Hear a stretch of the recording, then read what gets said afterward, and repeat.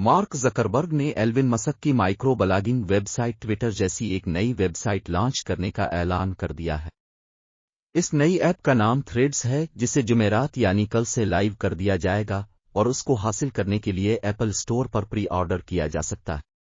Meta کا threads کے بارے میں کہنا ہے کہ یہ ایک ٹیکسٹ بیسڈ کانورزیشن ایپ ہے جسے انسٹاگرام سے منسلک کیا جائے گا۔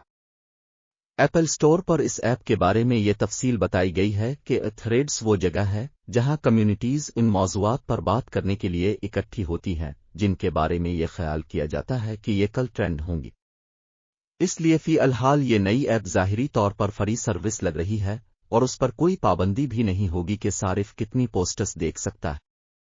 واضح رہے کہ حالیہ چند برسوں کے دوران ٹویٹر سے مماثلت رکھنے والی متعدد ایپس آئی ہیں، جیسے کہ ڈونلڈ ٹرمپ کا ٹروتھ سوشل اور مسٹوڈون۔ اسی طرح کی ایک اور ایپ بلو اسکائی نے بھی دعویٰ کیا کہ ایلون مسک کے ٹویٹر کے استعمال کو محدود کرنے کے اقدام کے بعد اس ایپ پر ریکارڈ ٹریفک دیکھی گئی۔